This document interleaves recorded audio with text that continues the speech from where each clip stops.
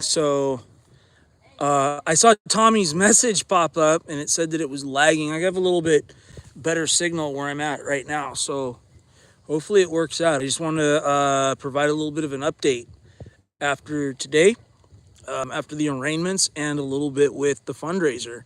So I'll just give it like half a minute or something here. So if anybody wants to join, wants the update, they can hear it. Check this out. We came walking in on this little trail, and there's this little tiny lake. Hello, Blue. Hello, Tommy. Just giving a little update, so hopefully we're not as laggy. I saw your message saying it was laggy, so I just shut it off and came to a better spot. So much better. Perfect. All right. So we found this little lake out here. We're off this trail, and kids are over there putting their feet inside the water. Water up here is cold. Yeah. So I found this cool spot. Hi, Linda. Here's where I'm sitting. I'm sitting on this tree stump right here. So something really cool. The kids found a moose trail, and what's so cool is that my 10-year-old, she actually, so I found the moose trail, but then she discovered that the moose had a calf with her. So, and she's like, Dad, I think I found tracks of the baby, and sure is, yeah, she did. So it was pretty cool. Yeah. So okay, I want to give you a little update on the fundraiser that Tammy and everybody have helped contribute to.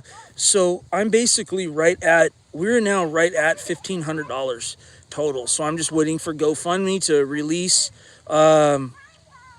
some of the funds so I can add it to the retainer. So I was able to post some of it today for $1,220. So that took care of the first couple of donors on GoFundMe, and then of course the one donor for the one person that wishes to remain anonymous. How's it going? Yep. And then what's the other thing? Oh, today was arraignment day for those two people. So there's a little bit of confusion with it. I was trying to get a hold of the prosecutor's office.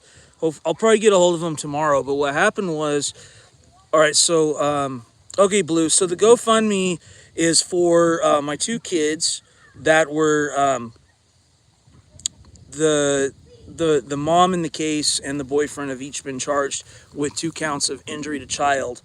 And so there's the civil side of it with getting the custody done, and then there's the criminal side of it, which the state of Idaho is handling, obviously. And so I did a whole live on Tammy's channel. So in fact, I have it on a post. You could go look at the post that I did from what was it, like a couple days ago, and it talks about everything in detail. So go check that out. You'll see it in my post. So long story short, the kid's been up here for the last they've been up here for 3 months on an emergency basis. But you know, the problem is that we need a new civil attorney, and the original custody fight cost me well over $70,000 and forced me into a Chapter 13 bankruptcy. I don't like coming on here and saying that, but it's the facts. It is what it is. And so the state of Idaho is now prosecuting them. So they had their arraignments today, and so their conditions of release include so boyfriend is not allowed to leave the state of Idaho, and cannot use any kind of intoxicants or any alcohol, and cannot commit any new crimes. And then, of course, mom's conditions of release are also very similar conditions with slight variance, but basically the same. Now, the confusing part about it is the state didn't include, now they didn't ask for a no contact order. I don't know why that is. I don't want to jump to conclusions. It could be because they were under the impression the emergency order from Alaska was still in force. Maybe they were thinking the kids are in Alaska, so they're safe. It could have been an oversight. I'm just not sure. I put in a phone call to the victim's witness coordinator. Hopefully, I'll hear from her tomorrow.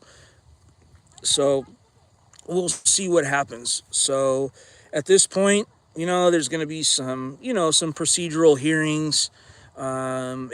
Is there going to be a trial? I have no idea. There could be. It just depends if the prosecutor's office is going to offer plea bargains or not. I don't know if they are. And to be honest, if I did know that they were, I can't comment on it. I can only give kind of some general stuff. Yes, Tommy. So the kids have been with me for the last 3 months. I filed for emergency temporary custody since the criminal charges against mom and boyfriend came down, and the judge in Idaho denied it. And we don't know why, so I filed an appeal from the magistrate court to the district court. I do believe an abuse of discretion occurred based on Idaho's best interest of the child factors. But the if we'll see what happened. From Idaho, Tommy. So anyway, but just go watch the posting that I have with when Tammy was helping me on her channel, because it has everything in detail. Okay, it's got a lot of detail, and I don't have to like say this 2-3 times over. But our fundraiser's done, I think, extraordinarily well considering the short amount of time it's been. We're already at $1,500, and I do know that there's more private donations coming through the mail. I don't know what those totals are going to be, but I'll have those totals soon. So I can't say it's actually going to be over 1,500. I would think they would not want the kids in that house with the pending charges. Well, that's what. Well, yeah, that's what we are saying too. Because how do you potentially send two children back into the home where family violence occurred with the two perpetrators, and then now the victim's witness coordinator in the state has to call, now the perpetrator in order to have the kids there to potentially testify or whatever else. It doesn't make any sense. So but I don't want to jump to any conclusions. It's easy to get upset when you don't have all the facts, and I don't have all the facts. It could have just been an oversight. And there's a couple of interesting things here. The Idaho law, the statute says if you knowingly send children to an environment that you reasonably believe or know that is dangerous, you yourself could be charged with a crime. And if they try to go down the custodial interference route,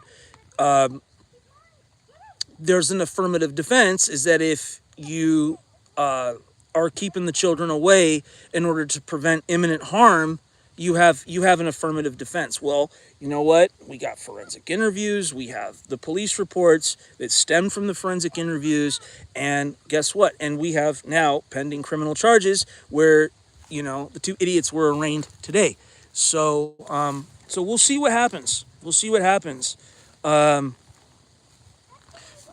So this is important stuff. And so that's why I've been, posting a lot, putting a lot up, is because this is very serious. And to go through something like this, try to get the kids out of a bad situation starting in 2023, and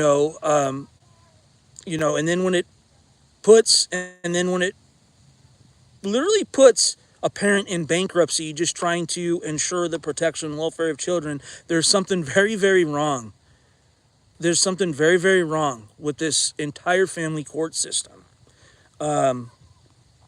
So that's where everything's at. And that's the reason why I've had to basically resort to this. It's kind of embarrassing, but what are you going to do? It is what it is. So just out working. I work my regular job. I go do Walmart delivery to help fund this. And then, of course, some people have been donating funds, which we're thankful for. And, every little bit helps. So anyway, and Autumn's got good news. She got signed up with the Cedar-Sinai transplant team down in Los Angeles, which is amazing. So she started these new treatments, and if she gets her kidney, if she gets her antibodies down, which they're saying there's like an 80% likelihood that she could be transplanted within 6 months or something like that. And the stats are pretty good on it, 70, 80% or something. Then she'll be down there for several weeks. And then they have some other treatments that they can do once the transplant is done to help suppress the immune system. And apparently these treatments are only offered at Cedars-Sinai, the transplant team. So they're sought after worldwide. So the fact that Autumn got accepted to Cedars-Sinai is amazing, but it's also very telling at the same time. So, fingers crossed that she can get her transplant very soon, because this is going on 7 years, and this has been very difficult for everybody involved, from transplant stuff to dealing with the kids. And so anyway, so Tommy, yeah, go look at my community post. Go back to Saturday, because what the hell's today? Today's Tuesday. Yeah, so go back to Saturday and then look at what I posted, and you'll see on there the interview. Well, not really an interview, just like the discussion I had with Tammy on her channel, and all those people came together. And it's not like everyone has any extra money. I mean, everyone is squeezed for money. Everything is expensive, and housing is outrageous. I don't care, if someone gave $5, that's $5 that somebody worked hard to get, and every little bit helps. So, you know, yeah, 8 years in September. Every sports edit 151. How's it going? I know. Interesting. Okay. So that's where everything's at. I'm hoping to figure out what went on with the no contact order issue tomorrow, if I can get a hold of the victim's witness coordinator tomorrow, because it's confusing, because usually it's pretty standard practice is when a person goes to an arraignment and those people have a victim, there's almost always a no contact order put in place. So anyway, so that's where we're at. So anyway, so we're just out here hiking around, walking around, and kids are over there playing, throwing little rocks in the water. Hey, how's that water? Is it pretty cold? What kind of creature? What kind of creature? Oh. So.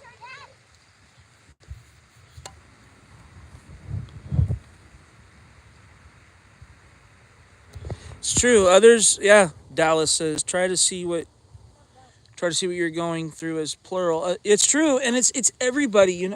It's just. I guess you can keep them if you want.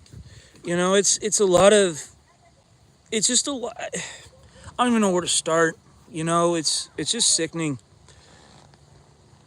It shouldn't be this difficult to protect two kids. I mean, it should be pretty straightforward. Mom and live-in boyfriend are each charged with injury to child, where her own children are the victims. Just be pretty straightforward case. Kids shouldn't be down there. Kids should be removed out of the home and put with the other parent that's, not charged with crimes, not a drug addict, not, no issues with family violence or any other things that go against the best interest factors. So anyway, so that's why I say it's an absolute abuse of discretion, and family violence is one of the top things. Family violence is one of the top things that is considered when they're looking at the best interest factors on where, to place children during a custody issue. And, that's no accident that's like number one. So, anyway, that's my update.